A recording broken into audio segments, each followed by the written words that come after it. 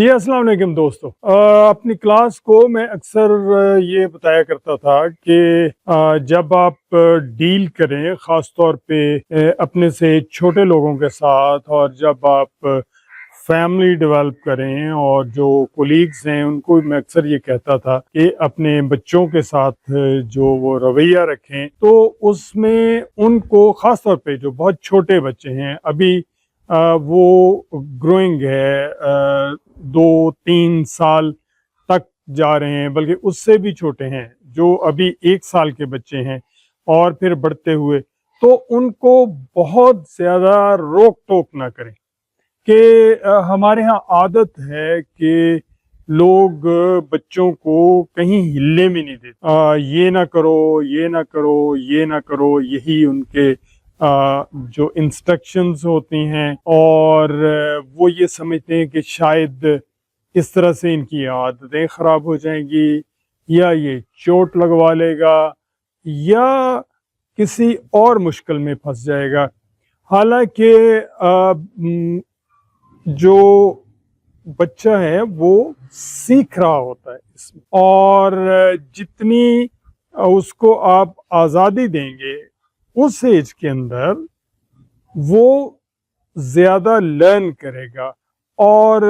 Creative side کی طرف جائے گا، چیزوں کو خود سمجھنے کی کوشش کرے گا۔ اور یہی وجہ ہے کہ آپ نے کبھی دیکھا ہے کہ آپ نے بچوں کو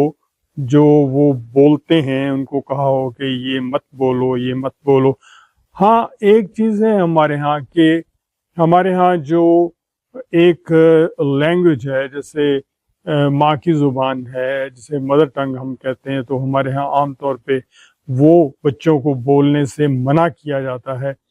کہ جو قومی زبان ہے وہی بولیں۔ اور مثلا پنجابی بچے ہیں، مثلا سندھی بچے ہیں، مثلا بلوچی بچے ہیں، KPK کے بچے ہیں، تو عام طور پہ پیرنٹس جو خاص طور پہ پڑھے لکھے بچے ہیں وہ کوشش کرتے ہیں کہ جو ان کے چھوٹے بچے ہیں وہ ان کی اپنی زبان نہ بولیں بلکہ اردو کی طرف جائیں۔ تو یہ رویہ جو ہے یہ ان کو کنفیوز کر دیتا ہے، اور وہ یہ دیکھ رہے ہیں کہ ان کے ارد گرد تو جو لینگویج ہے وہ اور چل رہی ہے اور ان کو اور سکھائی اور جا رہی ہے، اور نتیجہ یہ ہے کہ وہ بہت ساری چیزوں میں پیچھے رہ جاتے ہیں۔ اب میں یہ نہیں کہتا کہ قومی زبان نہیں سکھانی چاہیے، سکھائیے، لیکن یہ ساتھ ساتھ ان کی جو مدر لینگویج ہے، جو ان کی ماں بولتی ہے، جو ان کا فادر بولتا ہے، جو ان کے ارد گرد بہن بھائی بولتے ہیں،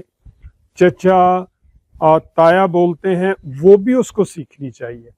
اور جب وہ آسانی سے سیکھ جائے گا، اس کے لیے آپ کو اسکول جانے کی، آپ نے دیکھا ہوگا کہ بہت سارے بچے جو ہیں وہ جو اپنی مدر ٹنگ ہے یا لینگویج ہے وہ کہیں اسکول جانے کے بغیر سیکھتے ہیں، انہیں کسی اسکول جانے کی ضرورت نہیں ہوتی، کیونکہ ارد گرد ہے سارا کچھ، اور وہ وہیں سے ہی اس زبان کو سیکھ جاتے ہیں۔ یہی حال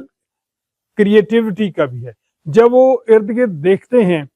کہ چیزیں جو ہیں وہ ہو رہی ہیں، تو ان کے ذہن کے اندر یہ سوال پیدا ہوتا ہے کہ کیسے ہوتی ہیں، وہ کرنے کی کوشش کرتے ہیں۔ نو ڈاؤٹ اب ایک بچہ جو ہے وہ آگ جل رہی ہے، اس کو ہاتھ لگانے کی کوشش کرتا ہے تو آپ روکیں گے،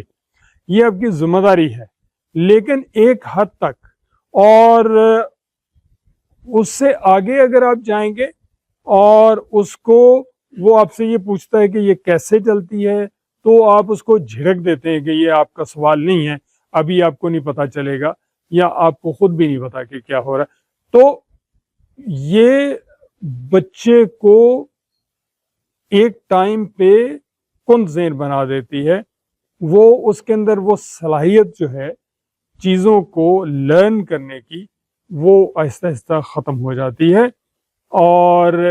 وہ اینڈ پہ پھر ہمارے اسکول خاص طور پہ، کالجز خاص طور پہ، وہاں پر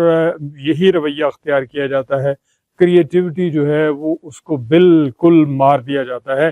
عام طور پہ ٹیچرز جو کہتے ہیں آپ نے یہ نہیں کرنا، آپ نے یہ نہیں کرنا، آپ نے یہ نہیں بولنا، آپ نے یہ نہیں بولنا، اور نتیجتاً وہ